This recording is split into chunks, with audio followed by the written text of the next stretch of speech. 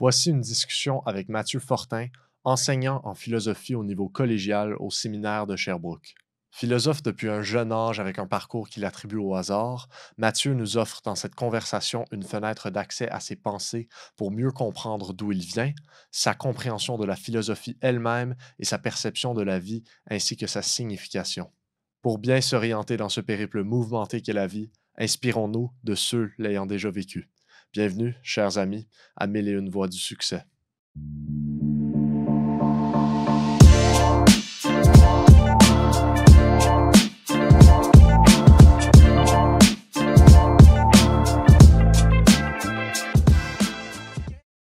Est-ce que tu pourrais nous parler un petit peu brièvement de ton parcours? Comment en es-tu venu à faire ce que tu fais aujourd'hui? Donc, on peut le dire pour les fins des auditeurs, donc enseignant en philosophie au niveau collégial.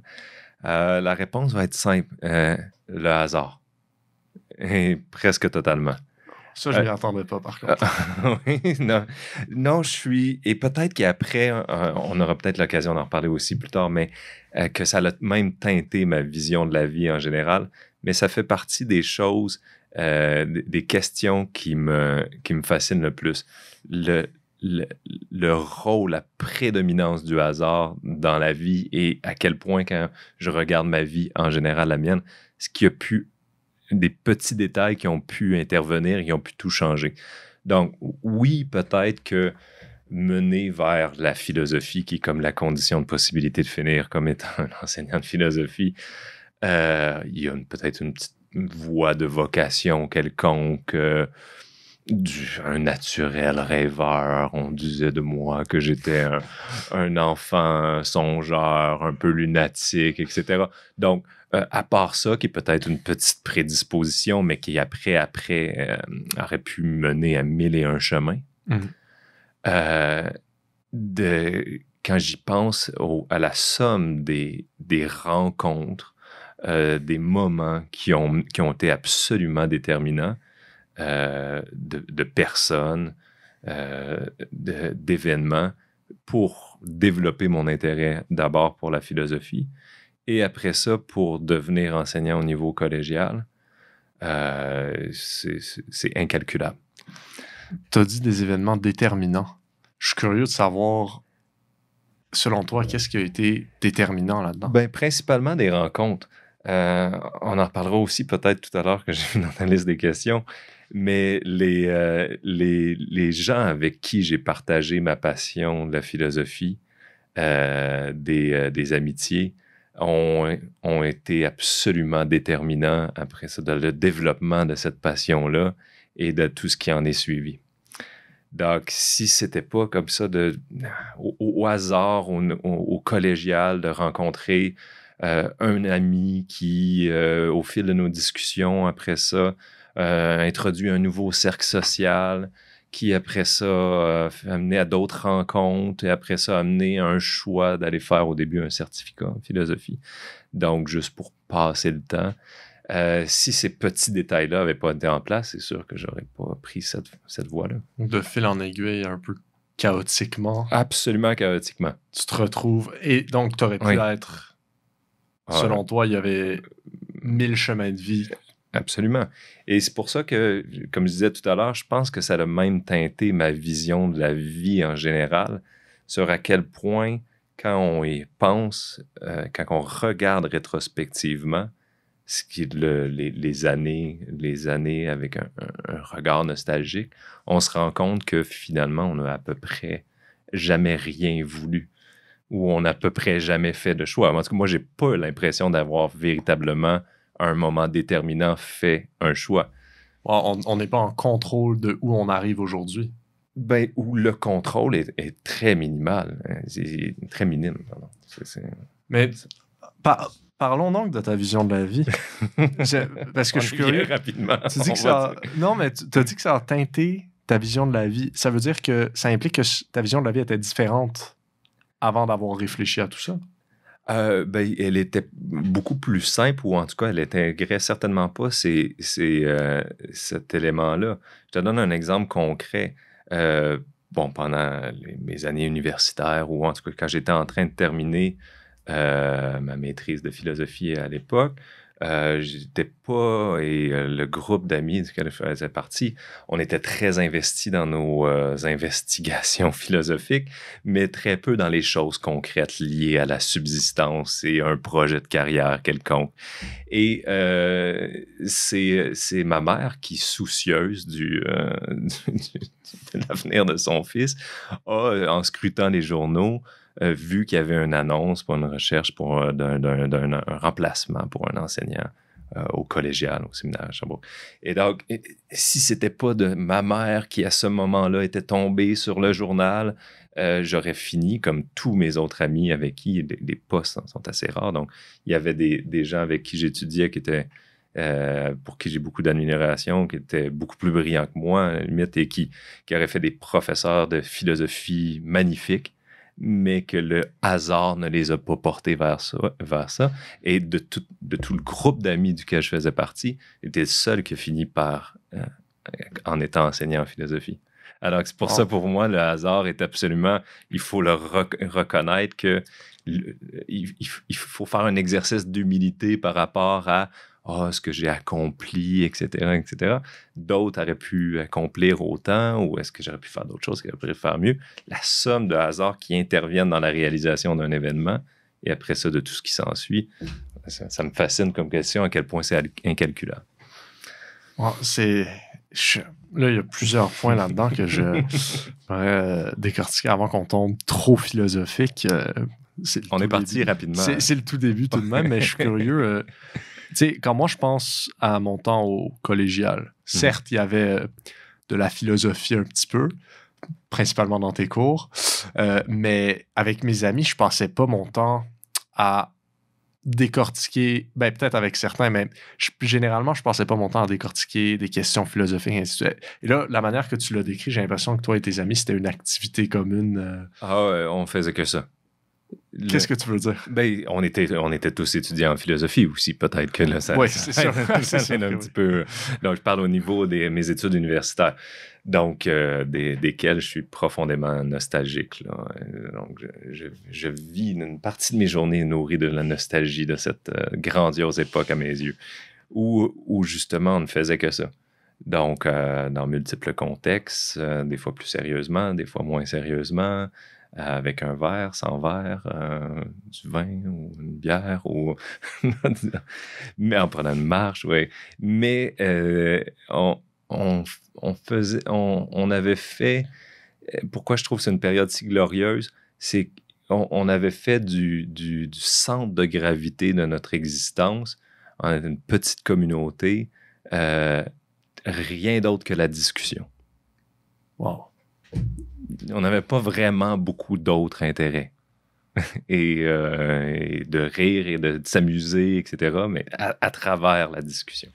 Pas nécessairement... Je suis sportif à l'époque, quoi que ce soit. C'était... Oui, on pouvait avoir des petites activités autres, mais c'était vraiment le centre de gravité de notre existence. Et donc, cette époque-là de ma vie a été absolument déterminante après ça, dans tout ce que j'ai pensé, mais dans tout ce que je suis devenu, et après ça, par voie de conséquence, dans comment sont mes cours, comment je présente la philosophie, etc.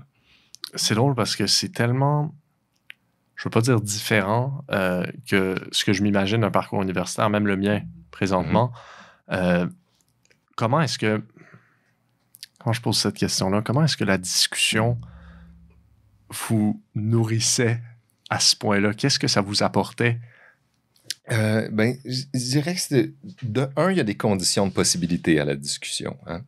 Et une chose que je me souviens d'une façon limpide, c'est à quel point que des gens venaient de l'extérieur, et là venaient pour l'espace d'un moment et trouvaient très particulière la dynamique, et voire très inconfortable, dans laquelle nous, on évoluait. Pourquoi? Entre autres, à cause d'une confrontation qui était constante et vécue avec une totale légèreté. Et ce qui rend généralement les gens très inconfortables. Nous, on vivait que de ça et on ne se nourrissait que de ça.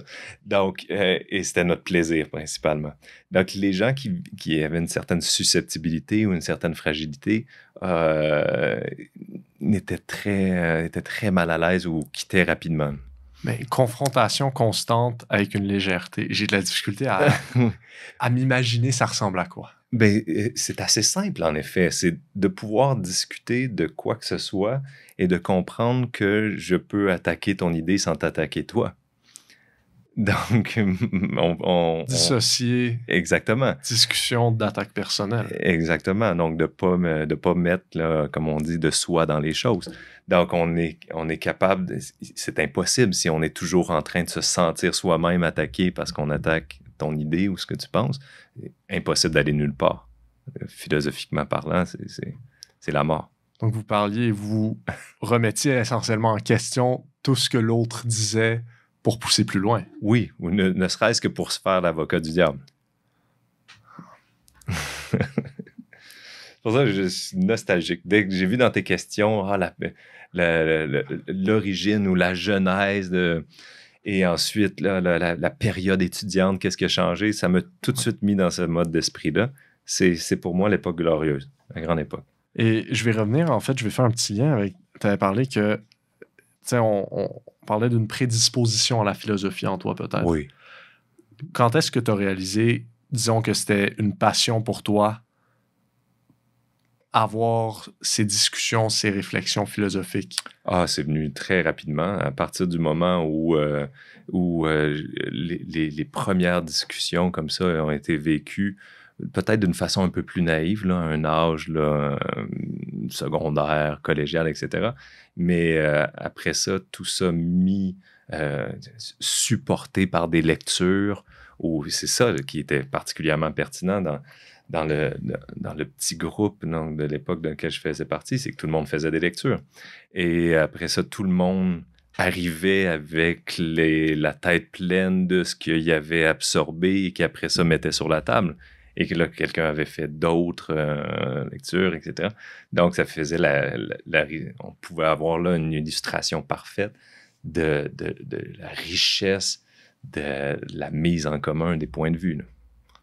Il y a dû avoir des tensions quand même. Ça devait être pas facile de maintenir ce genre de dynamique-là. Toujours avec une certaine légèreté. Vous reconnaissiez que la discussion était... Elle était la priorité. Parce qu'aujourd'hui, quand j'y pense aujourd'hui, c'est pas quelque chose que j'imagine beaucoup. C'est vrai que j'ai l'impression que beaucoup de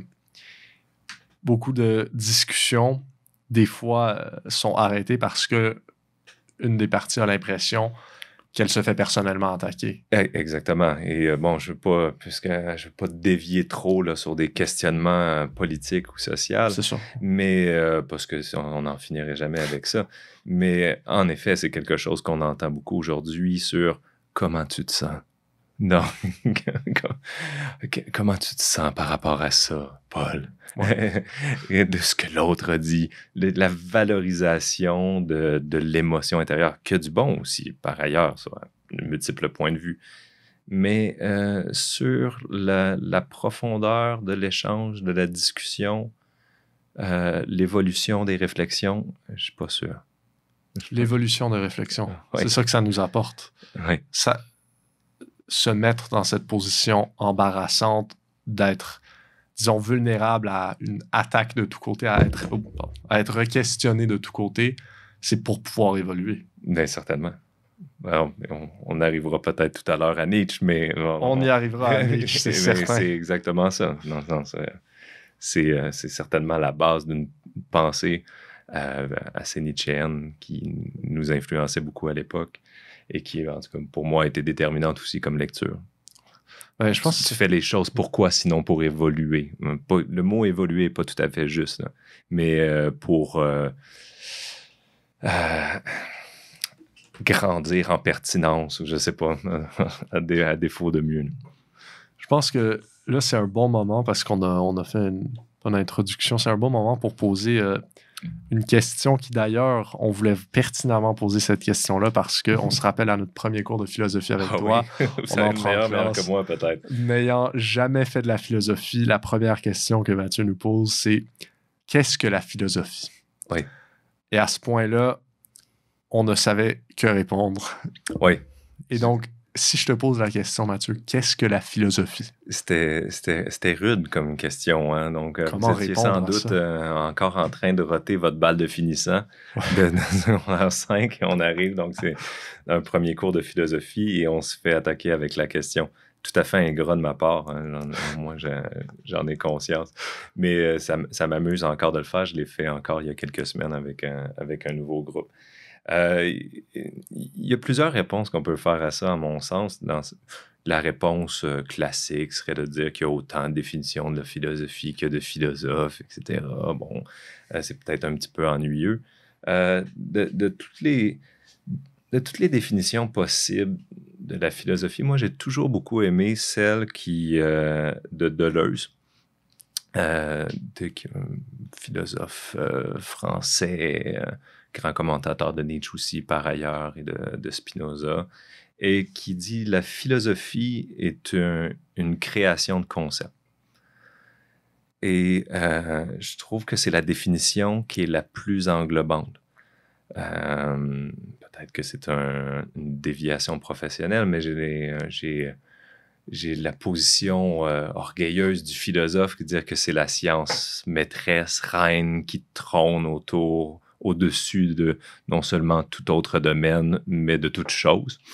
Et comment avoir une définition qui permet, à travers, entre autres, la science aujourd'hui, hein, qui n'est pas la même réalité que la science telle qu'elle était définie par les philosophes grecs, etc., comment conserver le privilège du philosophe, c'est avec cette définition-là où les philosophes ou la philosophie, sa tâche principale, c'est de créer. Donc, ça donne une dimension qui est tout à fait assumée, qui est de l'ordre plus artistique, esthétique, mais quelque chose qui est donc plus subjectif, et une dimension qui, elle, est plus objective, donc le concept qui est l'outil ou l'instrument dont on se sert pour aborder la réalité.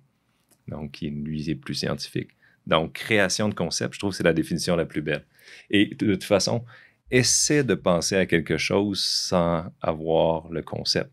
Tu ne peux pas réfléchir à une réalité qui n'est pas conceptualisée. Donc, et on en a des millions d'exemples qu'on pourrait donner de nouveaux concepts qui se créent et donc une nouvelle réalité qui se crée ou une nouvelle sphère ou un nouveau spectre de réflexion qui s'ouvre. Et dans l'histoire, j'ai l'impression que c'est ce que les philosophes ont fait depuis toujours. Création de concepts. Et ainsi guidant la réflexion dans certaines directions.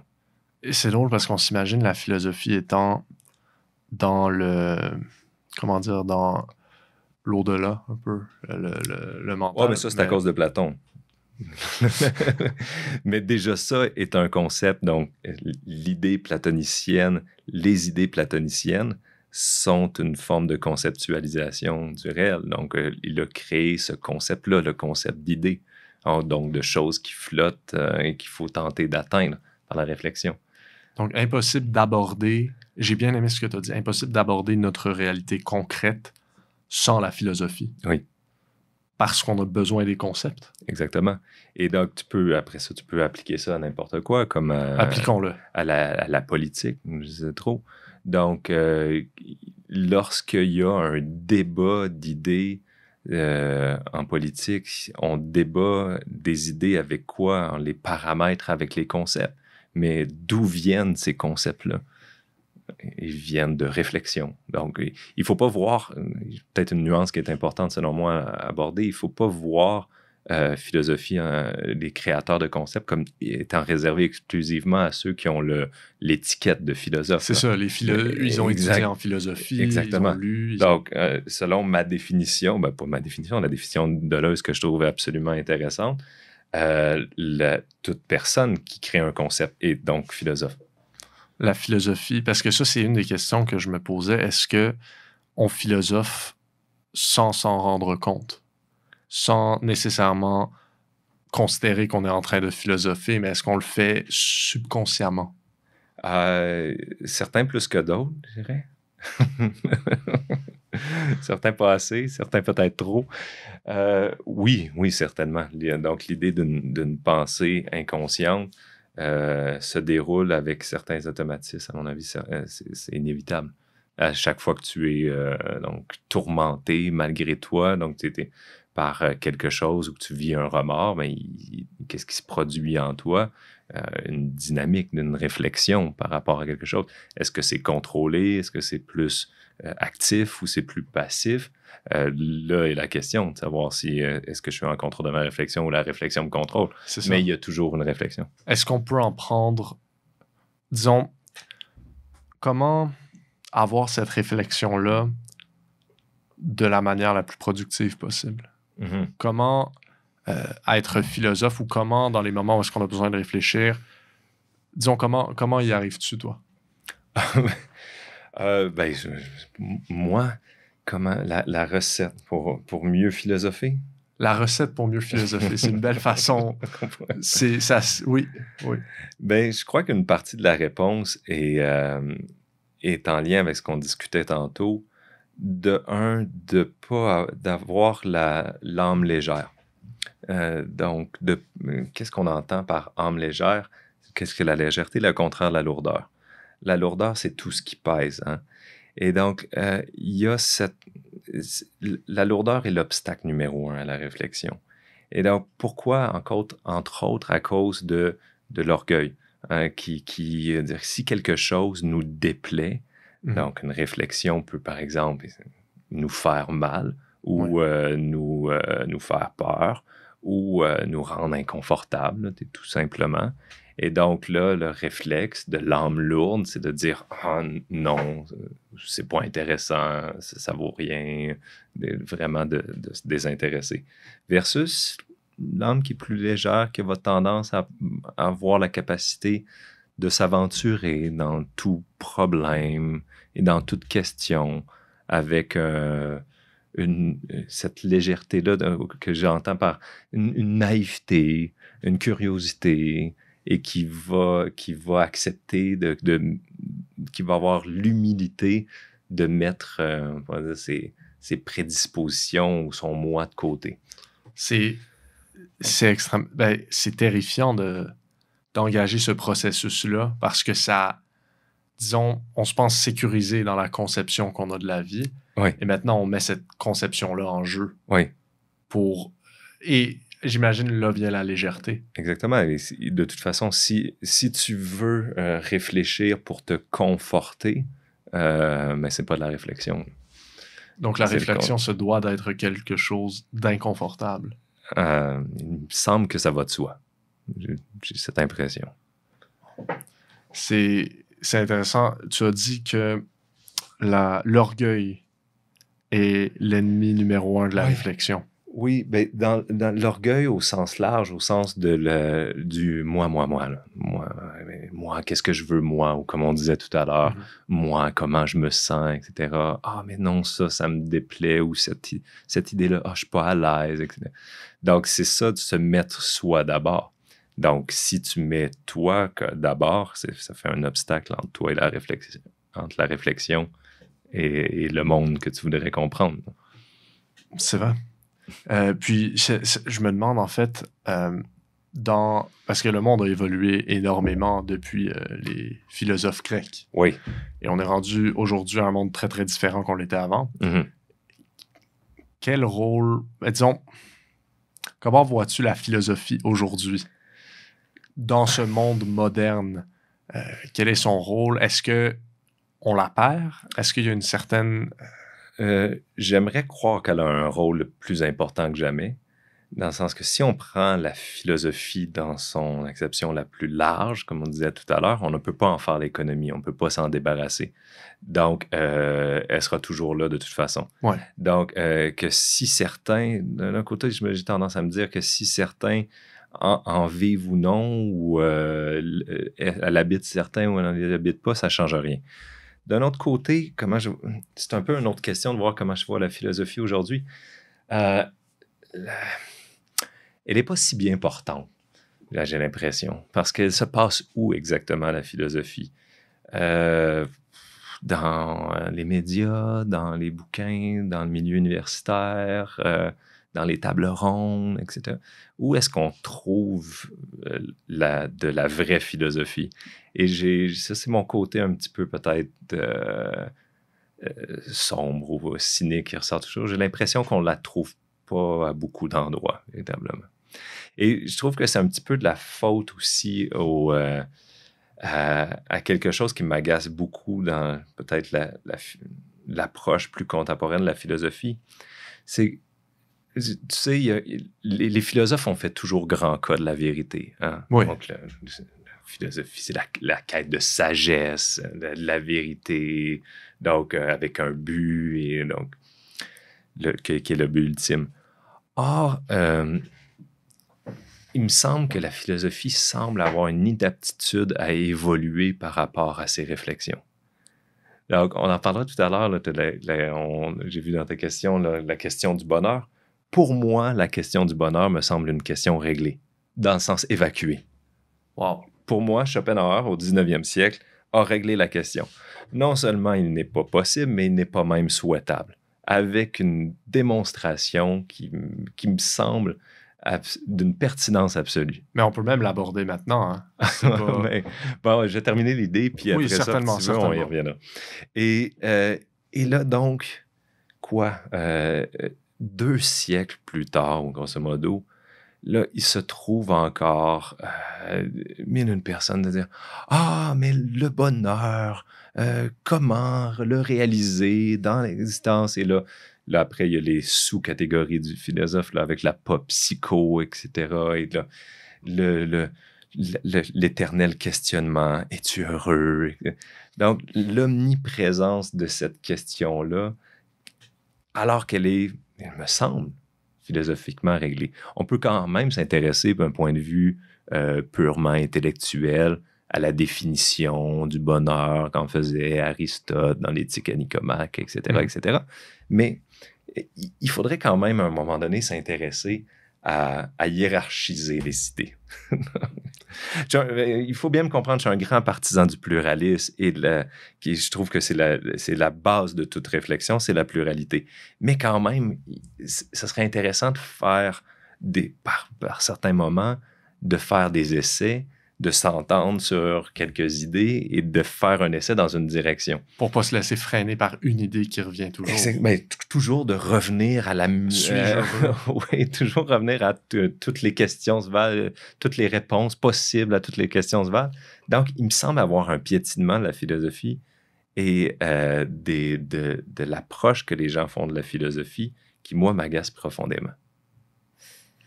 J'ai bien aimé ce que tu as dit.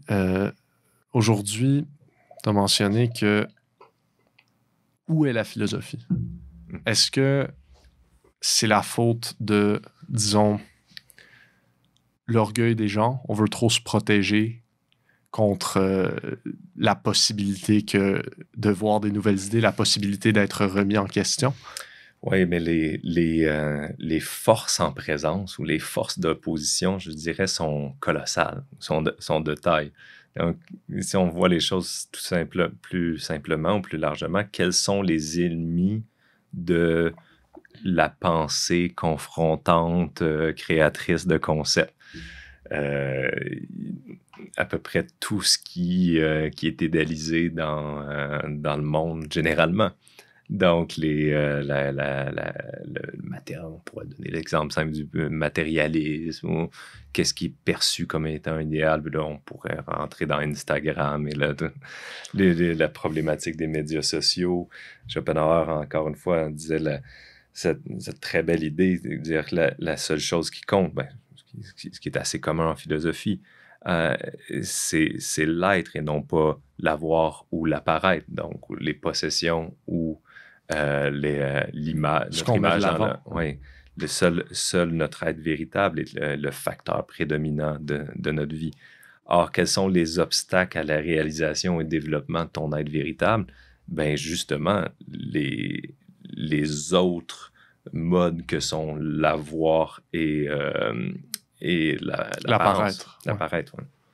Donc, on se préoccupe trop de ce qu'on a matériellement et comment on paraît aux yeux des autres. C'est le frein de la société moderne. Mais c'est une question que je me pose. Oui, bien sûr. sûr. C'est pour ça qu'on est en train de... On élabore. C'est exactement ça qu'on philosophe et ce qu'on est précisément en train de faire. Est-ce que c'est le monde moderne ou c'est le fait que la réalité du monde moderne expose beaucoup plus la réalité de tout le monde? Dans ce sens-là, entre autres avec les médias sociaux, maintenant, c'est les masses, c'est le peuple qui s'exprime. Donc, est-ce que ça a toujours été la réalité, que ça a toujours été la préoccupation principale de la plupart des gens et que c'est juste que maintenant, on le voit de manière évidente. Exactement. Donc, ce qu'on retient de l'histoire, c'est pas ce qu'a vécu Gertrude au 17e siècle. C'est ce qu'a pu penser tel grand auteur ou tel grand littéraire. Donc, on a toujours une vision, évidemment, fortement biaisée de la réalité, de la réflexion générale des autres siècles. Et là, on a tout ce qui est exposé devant nous de la modernité, de notre monde contemporain. Donc, c'est un petit peu facile en même temps de dire « Ah, aujourd'hui, c'est... » Oui, c'est vrai. Hein? Donc, c'est pour ça que des fois, Est-ce que ça a toujours été cela, en fait? Exact. C'est un peu... Je me pose toujours la question. L'être... Comment justement développer son être et ne pas se laisser... ne pas remplir sa vie avec l'avoir et le paraître? Ça touche un peu à ta dernière question, là. C'est-à-dire quel est le sens de la vie. Donc, on pourra y revenir, ça. Non, ok, d'accord. On peut se le garder pour plus tard. Parce qu'en fait, peut-être on touche à un début de réflexion sur ce type de questions-là. Donc, développer son être, ce serait déjà une question millénaire du sens de la vie. Qu'est-ce qui donne sens à la vie? Bon, on a déjà peut-être quelque chose comme un cadre là, à la réflexion. Une balise. Est-ce que c'est la réponse absolue? Je ne sais pas. Mais c'est déjà un bon point de départ intéressant. Je sais que tu aimes beaucoup... je sais que tu as un penchant pour Nietzsche. Oui, je le confesse. Parfait. Pourquoi? Encore, réponse numéro 1, comme tantôt, le hasard. Donc, rencontre d'amis qui ont arrivé à tel moment et que là, tiens, as-tu lu ça? Non, c'est quoi?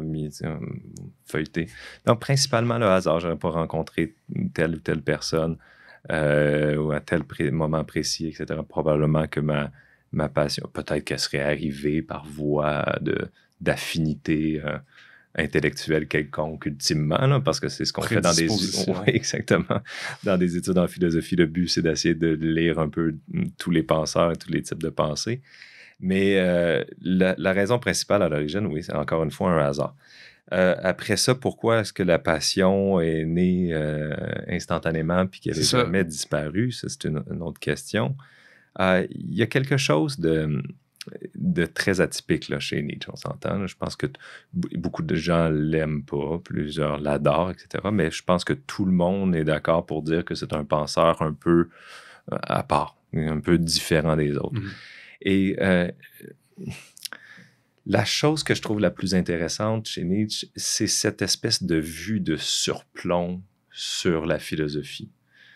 Donc, entre autres aussi sur les autres philosophes.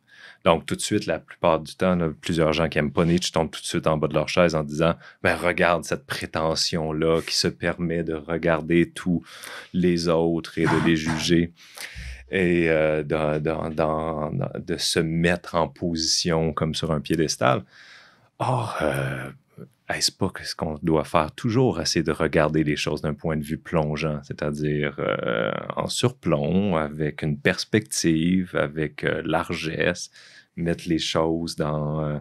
essayer d'identifier leur finalité, ce genre de choses-là. Donc, ça, c'est le point de départ chez Nietzsche. C'est pas tant comme les autres philosophes qui se sont intéressés à développer précisément donc une philosophie, une vision du monde, une morale ou peu importe, mais plutôt une autre position où on se questionne, mais pourquoi est-ce que tel philosophe a tenu à développer telle conception du monde? Qu'est-ce qui a amené celui-ci à faire la promotion de telle morale? Et la grande idée chez Nietzsche, c'est ce qu'il appelle l'idiosyncrasie, c'est l'idée que justement les philosophes se réfugient sur une fausse objectivité, comme on disait tantôt, ceux qui prétendent tellement être en quête de sagesse et de vérité. En fait, tous et chacun développent leur propre vision du monde. Ils mettent d'eux-mêmes dans les choses et disent, ben voilà, c'est la vérité. Donc, Nietzsche fait juste dire, ben non, j'embarque pas, là, bullshit. Donc, je vous débusque dans dans vos supercheries. Il dit pas que c'est mal ce que vous faites. Il dit, je trouve très intéressante par ailleurs cette vision des choses, celle-ci, etc. Mais allez pas jusqu'à dire que vous faites pas ce que vous êtes en train de faire. Allez pas d'essayer de vous masquer en disant que vous êtes en train de parler des choses telles qu'elles sont. Vous êtes en train de parler des choses telles que vous voudriez qu'elles soient. Et assumer justement votre aspect créateur. Il n'y a rien de mal à... Pour Nietzsche, le philosophe, ça rejoint la définition de Deleuze, donc est un législateur. La phrase de Nietzsche, il dit « il en sera ainsi ». Donc, essayer des nouveaux modes d'existence, des nouvelles manières d'être. Donc, et c'est le reproche qu'il fait aux autres philosophes, de un. De deux, sans vouloir faire une trop longue réponse, c'est il me semble avoir chez Nietzsche quelque chose de très vital. C'est une philosophie vivante. Il me semble impossible de lire Nietzsche sans vraiment être profondément métamorphosé, dans le sens que notre vision de la vie change automatiquement. On devient une autre personne si on a bien lu Nietzsche en profondeur. C'est immanquable. C'est-à-dire, il n'y a pas moyen de faire autrement.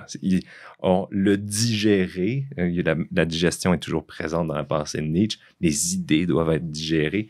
Donc, il l'écrit d'une façon à ce que le digérer te transforme. Et il n'y a pas beaucoup de philosophes qui ont cet effet-là, à mon sens. On peut lire plusieurs philosophes et les comprendre parfaitement et rester, par exemple, un parfait imbécile. Et d'être un grand spécialiste et de connaître parfaitement tel auteur. Je trouve que c'est peut-être une façon un peu caricaturale de dire il est très difficile de bien comprendre Nietzsche et de pas au moins être un peu moins con qu'on ne l'était déjà avant. Qu'est-ce qu'on dit qu'on devient une personne différente? Oui. En quoi est-ce qu'on est moins con?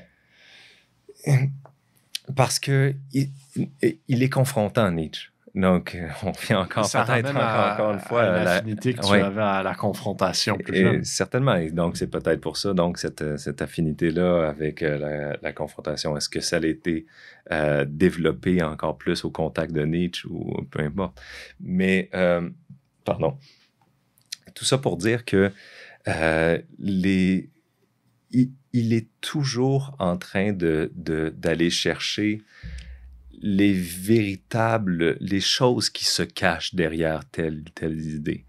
Un exemple simple serait la critique qu'on retrouve de la morale chez Nietzsche.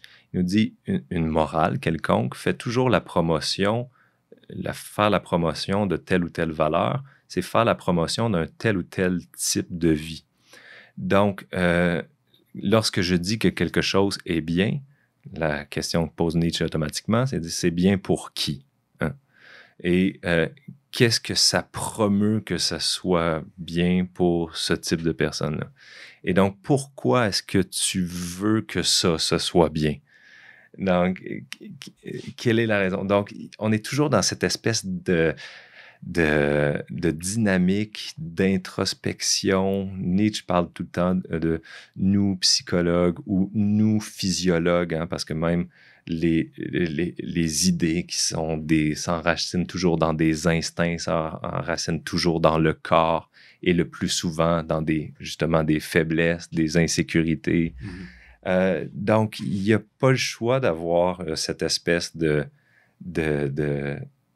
d'approche de lucidité par rapport à ce que l'on pense. OK, je pense telle chose au contact de Nietzsche, mais pourquoi est-ce que je pense telle chose et pourquoi je la pense de telle manière? Donc, il incite à cette réflexion-là, oui.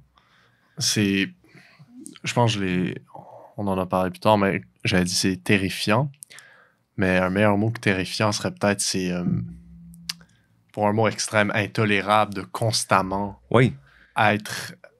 de se remettre en question. Et ce que je me pose comme question, un dernier exemple là-dessus, parce que pendant que j'y pense, il y a une phrase chez Nietzsche qui est immense, qui dit votre amour pour autrui est votre mauvais amour pour vous-même. Juste cette phrase-là, c'est un exemple d'expression confrontante. Là. C'est pas le cœur de la pensée de Nietzsche. C'est un des exemples pour dire à quel point, après ça, il te lance ça là, comme une pierre, une tonne de briques au visage, puis après ça, digère ça. Donc, à quel point on se tourne vers les autres parce qu'on n'est pas capable on a le sentiment qu'on ne sait pas assez, on n'a pas assez à faire avec soi. C'est comme une fuite vers l'autre. Donc, Mais décortiquons ça un peu. Là, t'as piqué ma curiosité. Notre amour pour autrui est notre mauvais amour pour nous-mêmes. Uh-huh. Qu'est-ce que ça veut dire? Mais ça veut dire que, par exemple, la version simple serait en lien avec sa critique, par exemple, du christianisme ou des valeurs chrétiennes ou de la charité. Il est bien de faire du bien autrui. Bon, on est tous d'accord. Mais qu'est-ce qui se cache derrière cette volonté parfois cette intention honorable exactement, de faire du bien. Et donc, et parfois acharnée de soigner le lépreux, d'aider le miséreux à vivre. C'est un travail infini. Là. Donc, c'est la misère humaine. Donc, autant peut être louable à certains points de vue l'action. Là n'est même pas la question. C'est pas une attaque envers les gens charitables. C'est une tentative d'analyse de qu'est-ce qui peut peut-être se cacher. Quel est le pourquoi derrière? Exactement. Quelles sont les véritables motivations? Est-ce que c'est une façon de se fuir ou... donc, il soulève la question, dépose ça dans le fond de ton âme et après ça, faisant ce que tu en veux. Donc, c'est toujours comme ça. Il écrit aussi beaucoup par aphorisme, Nietzsche. Hein? Donc, ça, c'est un exemple d'aphorisme. Donc, c'est un modus operandi de phrases, de petites phrases courtes, percutantes, coups de poing, comme il dit lui-même, philosopher à coups de marteau. Et donc, pour briser ce qu'il appelle les idoles, briser les illusions qui souvent structurent notre vie, notre façon d'être depuis toujours. Il y a une phrase que Nietzsche a dit, et je pense que ça va peut-être toucher certains des éléments, mais moi-même, je n'arriverai pas à la comprendre seul. Donc, faisons cet exercice-là. La phrase, peut-être, on l'abordera peut-être si tu la connais. Je pense que je peux juste la dire en anglais, par contre. If you observe the abyss long enough, the abyss stares back into you. Ouais. Et qu'est-ce que ça veut dire? Mais si je me trompe pas, la phrase, parce que cette phrase-là est maintes fois citée, mais la phrase qui vient avant, c'est à combattre le dragon, on devient dragon soi-même. Exact. Ouais. Puis, il y a plusieurs interprétations possibles. Une des interprétations que je trouve intéressante, c'est qu'il y a qui est en lien un petit peu avec l'abysse représente quoi, avec la profondeur, en lien avec l'éternel retour, entre autres, qui est une autre grande idée là, chez Nietzsche, la pensée de l'éternel retour qui fait l'objet d'interprétation, il est aussi par ailleurs infini, mais qu'on pourrait résumer simplement avec l'idée de est-ce que tu serais prêt, est-ce que tu aimes assez la vie, est-ce que tu es assez affirmateur pour souhaiter la revivre éternellement. Donc, si tu pouvais, le Dal Capo, là, donc si tu savais, c'est une expérience de pensée que j'ai eue, et donc si au moment où ça finissait, on disait, Paul, ça recommence, et tu vas revenir, est-ce que tu dirais, oh oui, comme un enfant au glissade Serais-je d'eau. heureux? Another ride, let's Ouais, go. ouais. Et enchanté par l'idée, ou tu serais complètement renversé, dire non, jamais. Donc, cette idée-là d'éternel retour mesure un petit peu on pourrait dire, ta capacité affirmatrice ou ta profondeur d'appréciation de l'existence. Et donc, euh, pour moi, c'est pour ça que les deux citations sont liées. Donc, à force de regarder l'abysse, c'est-à-dire cette profondeur-là qui peut être terrifiante, et ne serait-ce que par une idée, ben après ça, l'idée se retourne vers toi et t'examine toi-même. Donc, toi, t'examines l'idée qui est sans fond, comme un puits sans fond, Ouais. dans lequel tu te perds. Et finalement, étant donné précisément par le fait que tu te perds dans cette idée-là, après ça, se perd en toi-même. En tout cas, c'est une façon pas... C'est quoi le puissant fond, l'abysse qu'on observe? C'est que tu peux jamais finir. Ben, j'ai l'impression que c'est ce que ça veut dire. C'est que tu peux jamais résoudre ce problème. Tu peux jamais finir d'y réfléchir. La pensée qui me hante, dit Nietzsche. Là. Donc, c'est en ça que c'est un abysse. Le fardeau des humains, on pourrait dire. Oui, mais qu'il faut... pas des humains. Nietzsche, Pas des humains. pas des humains au sens large. De certains humains. Quelle est... C'est une autre grande qualité que je trouve chez Nietzsche. C'est la fin avec lui de la pensée universaliste. Donc, partout dans le langage philosophique, ça a toujours été ça depuis le début. Les humains, etc. L'être humain. Mm-hmm. Avec Nietzsche, on n'est plus là du tout. C'est-à-dire, de qui est-ce qu'on parle? Oui, certains humains, sans doute, certaines exceptions, certains types d'êtres humains. D'autres, on oublie ça, on n'est pas dans ce mode-là.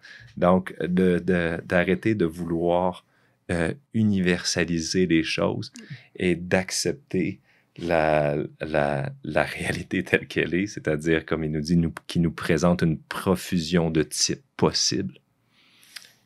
Et que c'est même ce qui est à la base de la vie et de l'évolution. J'aime pas le mot évolution, mais en tout cas d'un devenir de la vie.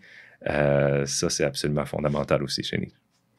Et en ça, il se distingue aussi beaucoup des autres. Cette idée qu'on a parlé de si tu devais demain mourir et tu apprenais que ça recommençait, deuxième fois. Et là, tu as évoqué l'idée de l'appréciation, justement. Est-ce qu'on peut aller plus profond dans l'appréciation de l'existence? Oui. Mais, cet exercice de pensée. Mais c'est en ça que c'est la pensée la plus lourde. C'est appréciation, pas juste de ta vie, mais comme de la vie. Et donc, dans tout ce que ça implique, comme on dit dans un mariage, pour le meilleur et pour le pire. Donc, c'est pour ça que, justement, il y a quelque chose d'assez particulier ou d'assez grandiose ou peut-être grandiloquent derrière cette idée-là d'appréciation. C'est un grand oui. Et comme la phrase que je te citais tantôt, là, avant de rentrer en ondes, si je peux dire. Oui, allons-y. Moi, qui est sans doute une de mes préférées de Nietzsche, qui est nous mettons notre point d'honneur à être ceux, nous n'aimons pas dire non, nous préférons dire oui, nous mettons notre point d'honneur à être ceux qui disent oui, que de détourner la tête ou le regard soit notre seule négation. Donc, c'est ça la grande affirmation. Donc, approuver tout ce qui... Ça synthétise magnifiquement... Ben, synthétise, c'est trop compliqué pour être synthétisé Nietzsche, mais j'ai l'impression que c'est très cohérent avec l'idée, la critique des philosophes qui essaient constamment d'établir une réalité objective. Exactement. Et Nietzsche était un peu comme je voudrais pas dire le Socrate au niveau qui les perturbait profondément. À être comme, mais oui, pas exactement. Ça, on reproche souvent à Nietzsche de balayer les autres philosophes. Non, c'est exactement le contraire. C'est exactement ce que tous les autres font, en voulant s'instituer comme étant, ou leur philosophie comme étant un idéal. Donc, la critique de l'idéalisme, c'est au cœur de la pensée de Nietzsche. Mais l'idéalisme, il est partout. Donc, lui, au contraire, encore une fois, on revient à la légèreté, avoir cette légèreté-là de pouvoir aller comme une abeille butiner dans une philosophie. S'ouvrir l'esprit. Prendre plaisir à une idée. Après ça, c'est ce qu'il appelle le gai savoir, précisément. Et après ça, aller dans une autre philosophie, aller vers une autre idée, etc. Donc, ce côté-là affirmateur, c'est de prendre tout ce que la vie offre comme possibilité de s'en nourrir. Encore une fois, pour peut-être justement développer son être. J'ai un ami. Il y a un lien avec la confrontation aussi. Parce que quand on refuse, comme on disait tantôt, de se confronter, qu'est-ce qu'on fait? Le refus de la confrontation ou la volonté de confort est un acte de négation. C'est-à-dire, non, ça, moi, non. On n'est pas ouvert à observer cette nouvelle perspective ou s'observer un nouvel œil. Exactement. Pour le dire autrement, ça peut paraître rude, mais c'est ça aussi, chez Nietzsche. Chaque limitation doit être vue comme une faiblesse.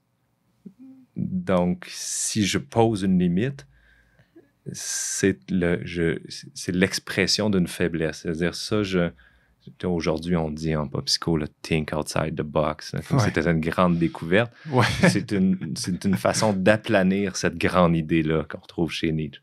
Donc, la boîte dans laquelle on est confortable, mais le but, c'est qu'il n'y en ait même plus de boîte. Soyez l'abeille qui butine ou la vie l'amènera. C'est pour ça que cette idée-là doit être prise, là, doit être utilisée, puis vraiment prise de façon exponentielle pour Think Outside the Box. Ça pourrait donner un aperçu intéressant de quelque chose qui est au cœur de la pensée de Nietzsche. J'ai un ami qui me parlait de Nietzsche justement récemment et qui me disait que ce n'est pas une question de vie, de prendre la vie et de vouloir vivre le bonheur, mais bien que la vie est constituée de malheur, de haut, de bas et d'embrasser la totalité de la chose. Tout à fait.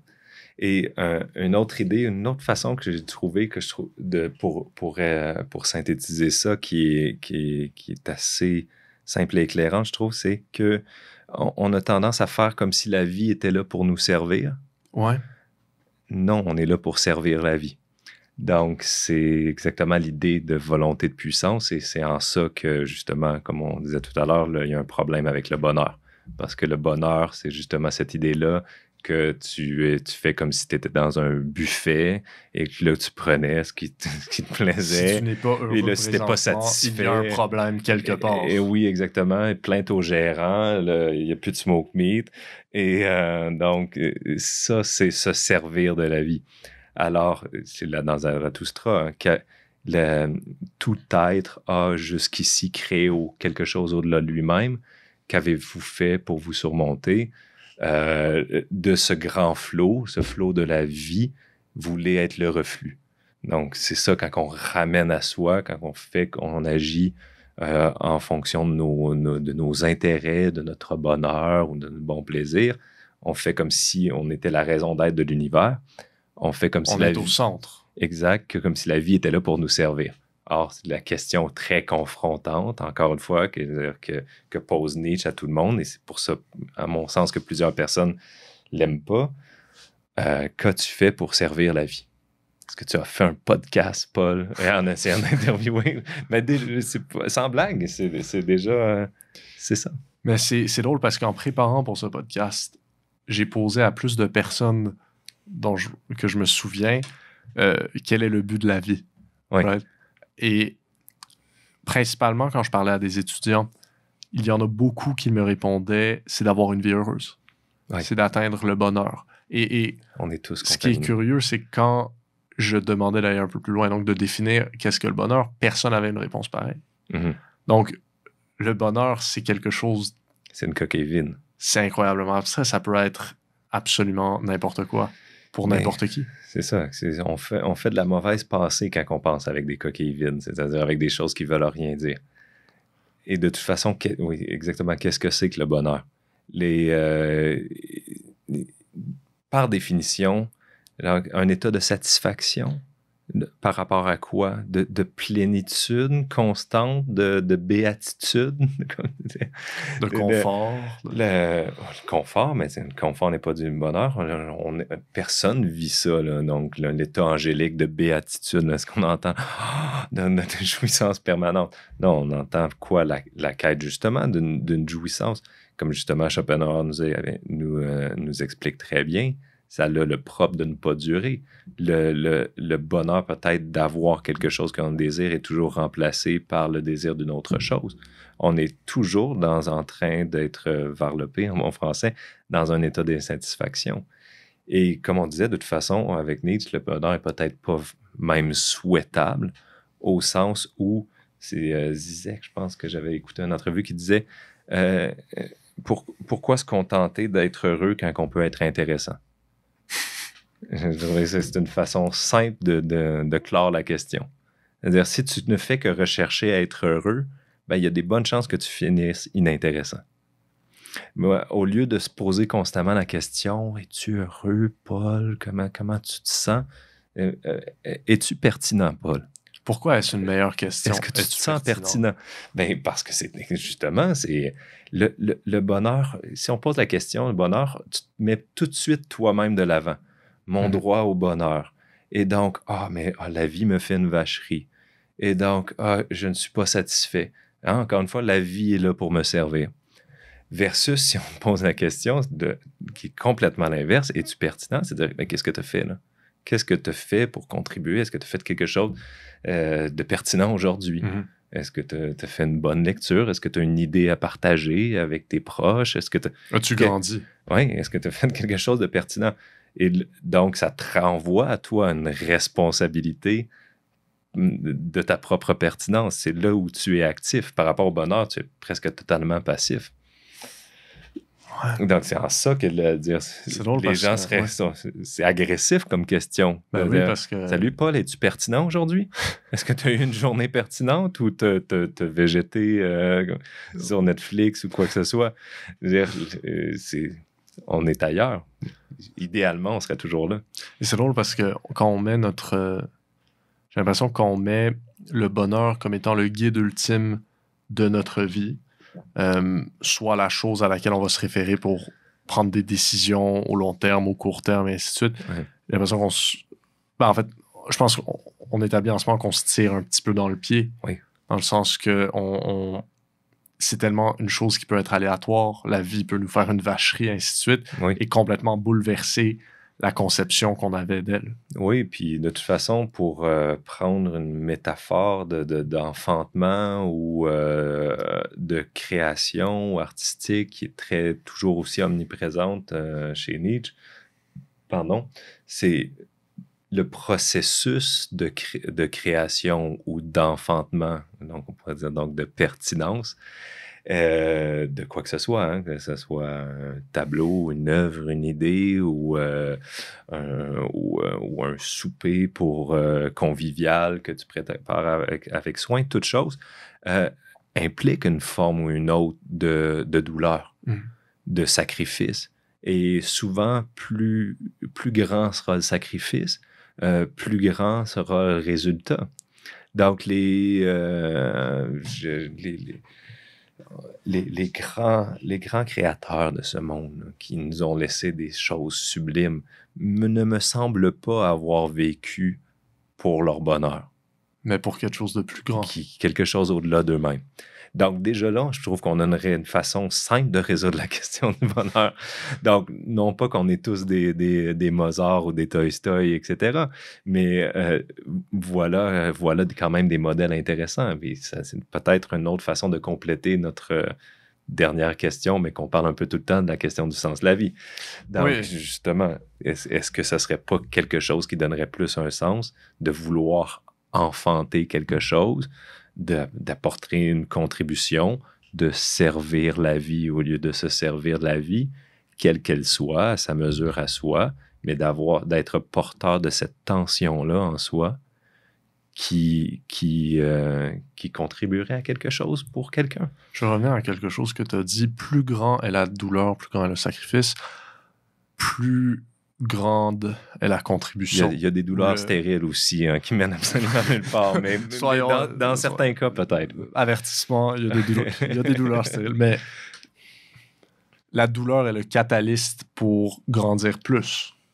en quelque sorte. Oui, et c'est en ça que les idées, aujourd'hui, on entend toujours parler de résilience, encore une fois. C'est pour ça que ça m'embête beaucoup, parce que je trouve que c'est des grandes idées qui sont un petit peu aplanies là, par es-tu résilient? Ben, oui, j'ai vécu de difficultés, j'ai souri quand même au soleil. Donc, c'est plus que ça. C'est vraiment l'idée que c'est une nourriture même. Et en effet, quand quiconque y pense un peu, regarde rétrospectivement sa vie, À quel moment as-tu le plus grandi dans ta vie? Oui, c'est ça. C'est qui ont été les plus nourrissants. Certainement pas les fois où tu es allé au glissade d'eau.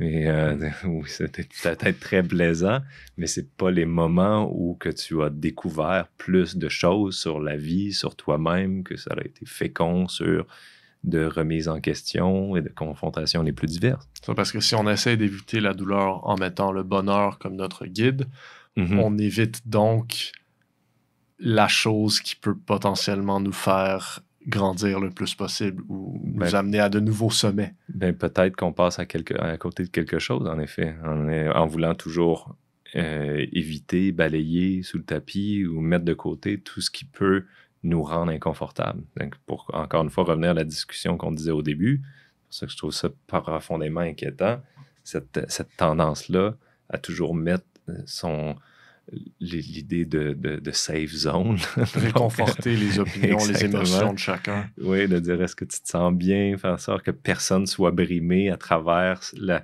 subjectivité de sa sensibilité. Là, on est en train de s'engager sur pour reprendre un vocabulaire nietzschéen, un type d'existence qui est assez dégénéré, si on n'a pas peur des mots. Si on aborde la grosse question, où on essaie, disons, je pense pas que c'est possible de régler cette question-là, mais si on essaye de l'aborder quelque peu, je vais commencer avec une autre citation de Nietzsche que j'ai bien aimée, c'est l'humain qui a... Je l'ai traduite. L'humain qui a un pourquoi dans sa vie... Qui traduit trahit, on dit. Qui traduit... tu me diras si c'est juste, mais l'humain qui a un pourquoi dans sa vie peut surpasser tout comment. The person who has a why can overcome any how. Donc, quel est le pourquoi de la vie? Quel est le sens qu'on doit lui donner? La question du pourquoi ou de la finalité est pour moi la question philosophique la plus fondamentale. Donc, quel est le sens de la chose que l'on peut faire ou qu'on peut vouloir, ultimement? Et évidemment, je n'ai pas de réponse. C'est beaucoup plus facile de cibler toutes les choses qui sont les finalités absurdes. De prendre la question par la négative, de dire qu'est-ce qui n'a pas de sens ou quelles sont les finalités qui vont nulle part. Donc, on peut évacuer plein de choses, comme on disait tout à l'heure, avec justement la recherche d'une popularité ou un bas matérialisme ou peu importe. Donc, on sait facilement que c'est des égarements. C'est beaucoup plus difficile de trouver quelque chose qui pourrait donc être une finalité, donc ultimement donner un sens à l'existence. Je trouve qu'on était très bien parti avec un semblant de réponse. J'aurais tendance à dire cette question, voir si haut ou rewind sur le podcast, parce qu'on était très bien parti quand on a dit, entre autres, de développer son être et ensuite en discutant, en se confrontant, dire en quoi est-ce que j'ai contribué d'une quelconque façon à servir la vie ou à créer quelque chose au-delà de moi-même. Le mot de Nietzsche est de créer un être au-delà de soi-même, voilà notre être. Donc, il ne faut pas aller non seulement plus loin, il faut aller plus haut. Être pertinent. Oui, c'est ça.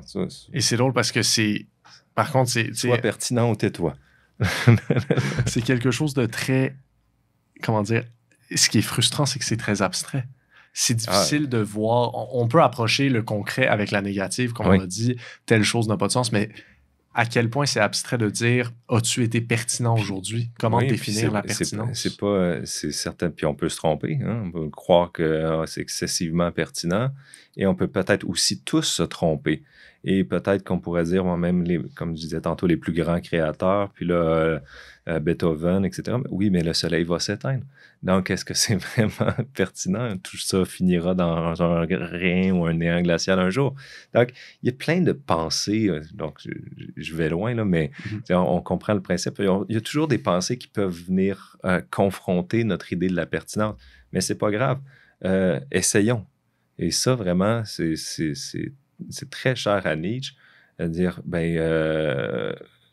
faisons l'essai et on verra après où ça mènera. Donc, mettez-vous dans des situations inconfortables. Exactement, mais vivez au moins la tension de la pertinence. Osez... La tension, pas la tension, mais être tendu vers la pertinence. L'inconfort de... Exact, de me demander est-ce que ce que je fais est pertinent, est-ce que je suis, ou ultimement, ce que je suis est pertinent, au lieu de toujours revenir avec ces questions de est-ce que je suis heureux? Ces autres métriques sur lesquelles on peut se valider facilement et rapidement. Exactement, oui, c'est des pensées confortantes au lieu d'être confrontantes. J'essayais de trouver une façon concrètement, si on devait appeler, si on avait l'ambition demain de décider de vouloir commencer à être pertinent, de se poser la question comment est-ce qu'on approche ça, mais c'est justement de se rendre confortable. Oui, certainement. Certainement. Et je dis pas ça là-dessus en me mettant sur un point de vue surplombant, comme je parlais tantôt avec Nietzsche. J'ai beaucoup de difficultés à le faire.